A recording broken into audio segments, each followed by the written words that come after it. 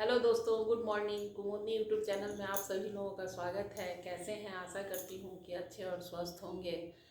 आज मैं बहुत खुश हूँ क्योंकि बीते दिनों की मुझे याद आ गई। एक टेडी बियर है जो मेरे घर में रखा हुआ है। देखिए कितना बड़ा है, काफ़ी खूबसूरत है, पिंक कलर का है।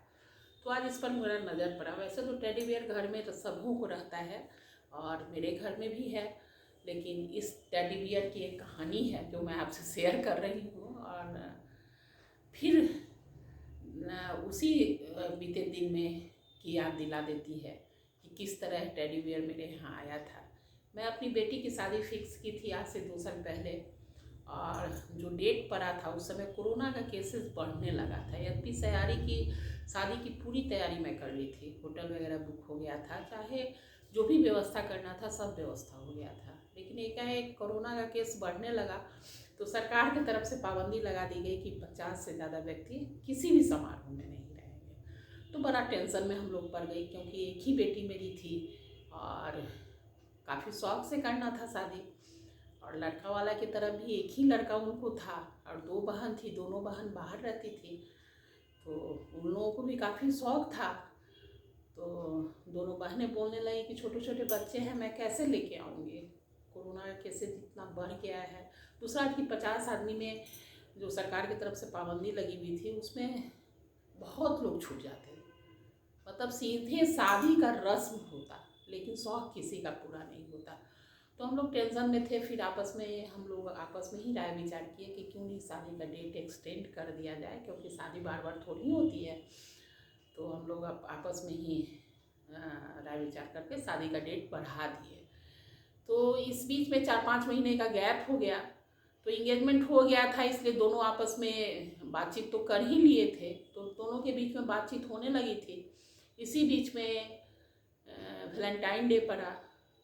तो यह टेडी बियर जो था ऑनलाइन ही गिफ्ट आया था, और टॉफ़ी था और एक यह भी था, देखिए यह भी था।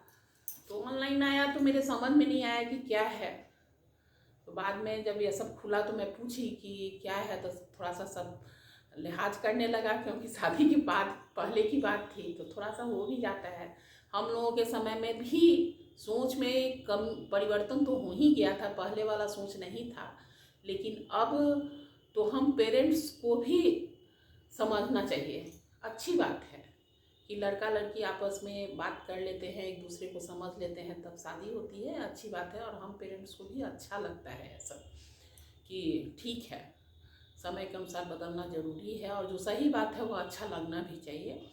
तो इस तरह मैं भी समझ गई कि उसी उपलक्ष्य में आया है। याद पड़ गया कि वैलेंटाइन डे है, तो उसी उपलक्ष्य में यह आया था मेरे यहाँ, जिसको मैं बहुत सहेज कर रखी हुई हूँ कि बेटी का पहला गिफ्ट था यार। तो मुझे बहुत सहेज के आती है तो बोलते हैं कि ले जाओ इसको, तो कहती है कि मैं क्यों ले जाऊँ, क्यों इसको रखी हुई हो। हम कहीं रहने तो समय के साथ तो सब चीज़ खत्म हो ही जाता है, अभी नया नया है तो रखे हुए हैं। तो देखिए बिल्कुल नया लगता है, इसको पन्नी वगैरह लगा के मैं रखती हूँ, मुझे अच्छा लगता है।